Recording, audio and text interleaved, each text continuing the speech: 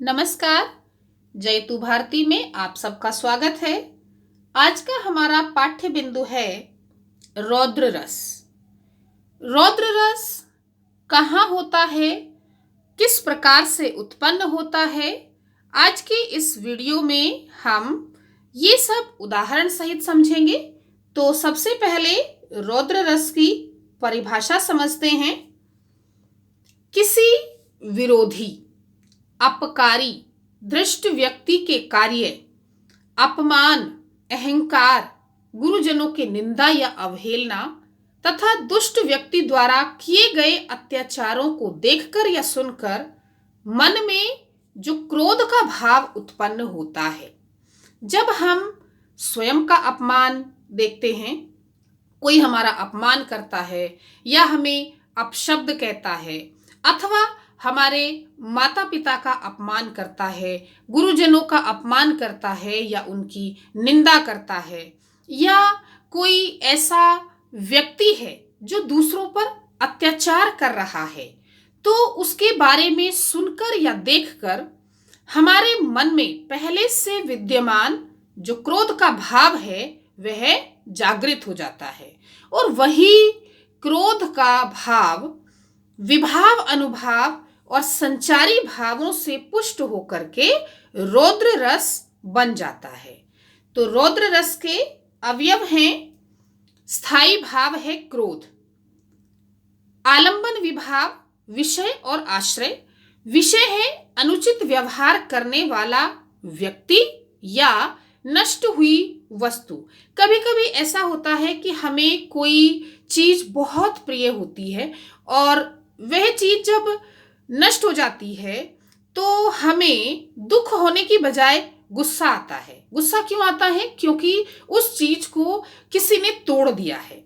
वह स्वयं नष्ट नहीं हुई है, बल्कि उसको किसी ने नष्ट कर दिया है।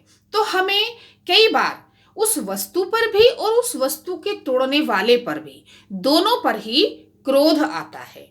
तो इसलिए जो विषय है वो व्यक्ति भी हो सकता है और वस्तु भी हो सकती है।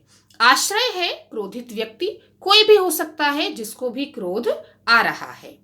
इसका उद्दीपन विभाव है विपक्षी की अनुचित बातें व कार्य। जो विपक्षी है, जो सामने है व्यक्ति, वो अनुचित बातें कर रहा है या अनुचित कार्य कर रहा है, तो इससे जो स्थायी भाव है क्रोध, वह और अधिक उद्दीप्त होता है, तीव्र होता है।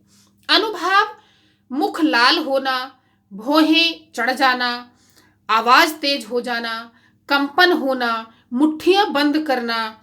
तो इस प्रकार की जो इसको प्रस्तुत करने वाली जो परिस्थितियां हैं, जो चेष्टाएं हैं, वे अनुभाव कहलाती हैं। उग्रता, मद, आवेग, असूया, अमर्ष आदि इसके संचारी भाव होते हैं।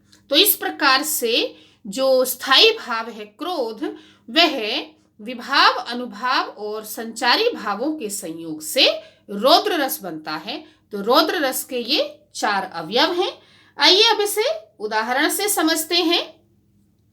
रेंद्र बालक काल बस, बोलत तोहिन संभार, धनु ही सम त्रिपुरारी धनु, विदित सकल संसार।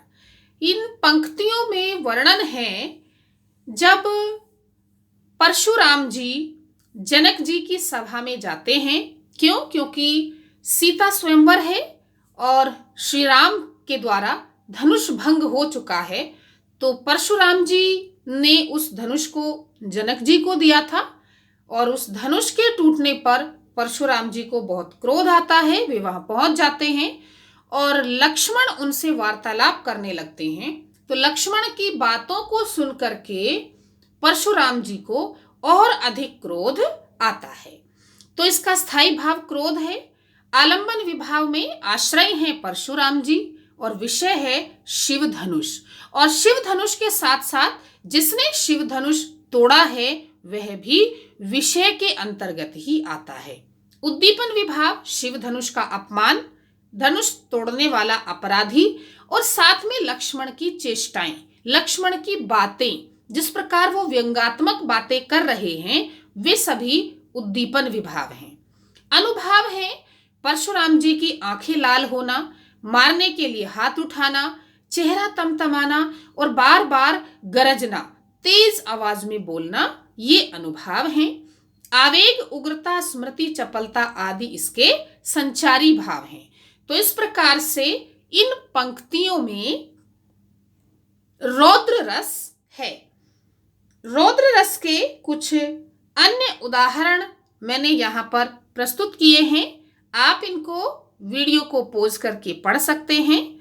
मैं समझती हूँ कि आपको रौद्र रस उदाहरण और उदाहरण के स्पष्टीकरण के साथ समझ में आ गया होगा। धन्यवाद।